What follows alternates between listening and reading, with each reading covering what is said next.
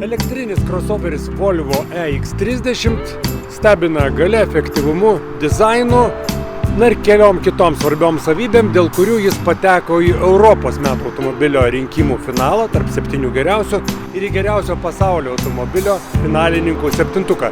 Ir beje labai svarbu, kad pasaulio geriausio automobilio rinkimų komisija už EX30 balsavo kaip už geriausią miesto elektromobilį. Už kokias savybės jie balsavo? Apeikim automobilį, su juo susipažinkim, pavažiuokim ir mieste, ir užmiestyje. Ir manau, atsakymai bus labai aiškus. Rankenėlė žemyn drive arba reverse drive ir važiuoji. Šone stop mygtukas, kitoj pusėje valytuvų jungimo mygtukas. Viskas labai paprasta. Iš tikrųjų rafinuota, tokia skulptūriška automobilio išvaizda, pakankamai ilga ratų bazė, didžiuliai ratai. Atrodo daug žadančiai, kaip ir tikras crossoveris, ir viduje viena 12 colių planšetė, kuri ir leidžia valdyti visą automobilį, skyrus, aišku, kelis papildomus mygtukus ant vairo.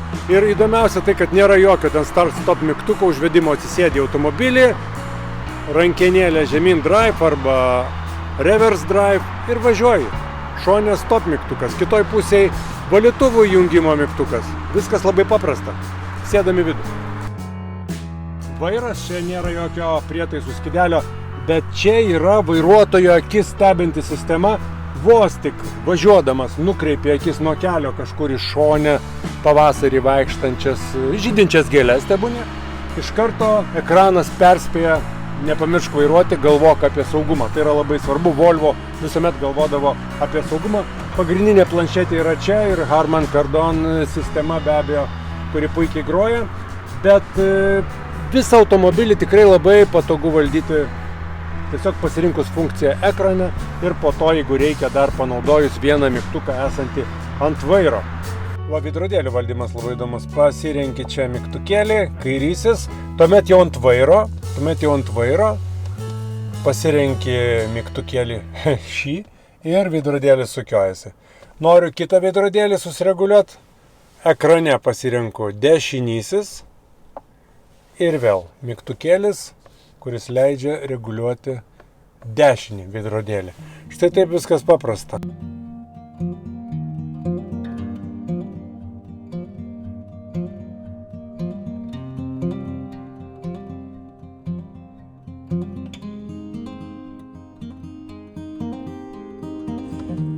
Galima užsikurti židinį ir jaukiai važiuoti. Galima naudotis Google sistema, galima prisijungti su savo, tarkim, Waze ar Spotify'aus paskyrą. Šitas automobilis veikia šiek tiek kitaip, čia nereikia Apple CarPlay, čia yra integruota visa Google sistema. Ir beje, Volvo, kurdama multimediją, bendradarbiavo ne tik su Google, bet ir su kitais garsiais gamintojais, pavyzdžiui, su Apple ir su Qualcomm. Taigi naudotis planšetę tikrai patogu ir jau po 15 minučių prie jos pripratau. Čia galima reguliuoti išorės veidrodėlius, navigaciją. Na, daugelis Volvo gerbėjų pripratę, kad gamintojas integruoja į multimediją Google paketą. Tikrai gerai atrodantį naują modelį galima įsigyti už šiek tiek daugiau negu 38 tūkstančius. Volvo ir 38 tūkstančiai. Skamba kažkaip keistai ir dar elektromobilis. Žinoma, dar reiktų paskaičiuoti ir 5 000 eurų kompensaciją. Be abejo, kaina gali būti ir daugiau nei 50, bet čia viskas priklauso nuo baterijos ir nuo komplektacijos. Tai galima tikrai prognozuoti, kad EX30 bus bestselleris, nes Volvo už 38, aš iki šiol negaliu patikėti, bet taip yra. Taigi, apie lanksčią kainodarą, apie lanksčią komplektaciją ir skirtingų tipų tiek transmisiją, tiek jėgaines, tiek dviejų tipų baterijas, kurios ir lemia kainą. Pati pigiausia komplektacija tai yra Core, jos kaina prasideda beveik nuo 39 tūkstančių, aukštesnis yra Plus lygis ir brangiausia be abejo Ultra su dual motoru, 2 varikliais priekyje ir gale. Na ir logiška, kad brangiausia Ultra komplektacija su geriausia baterija ir su 2 varikliais kainuoja šiek tiek daugiau negu 50 arba apie 50, žiūrint kokį vidaus interjerą dar pasirinksite.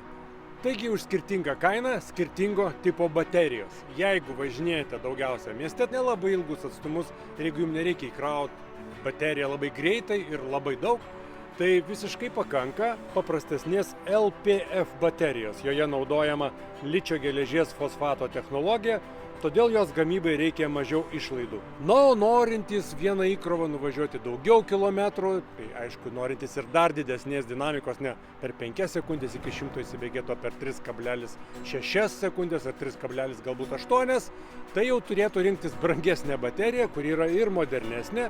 NMC baterija pagaminta iš brangesnių komponentų – ličio, nikelio, mangano ir kobalto.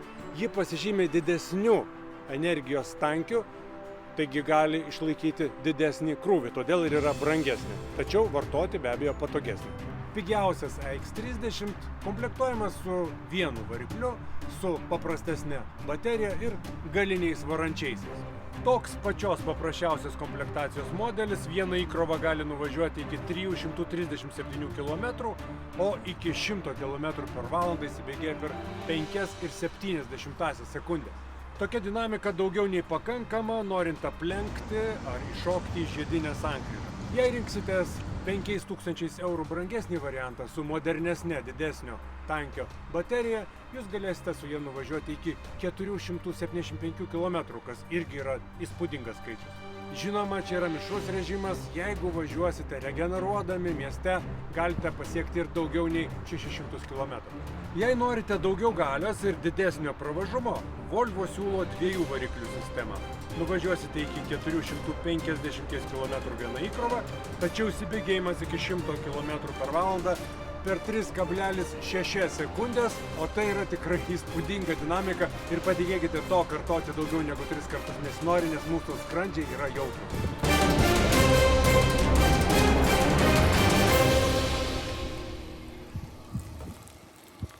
Taigi įspūdis tikrai puikus. Šitas automobilis Lietuvoje turi ateitį ir dėl savo eksterjero, ir dėl savo interjero, tegul ir minimalistinio, bet tikrai ypatingo, ir dėl Volvo DNR, kurį mes puikiai pažįstame ir kuris yra artimas lietuvių širdžiai, ir dėl to, kad elektromobilis gali kainuoti tiek pat arba net mažiau, kiek geras automobilis su vidaus degimo varikliu. Štai tokia matematika.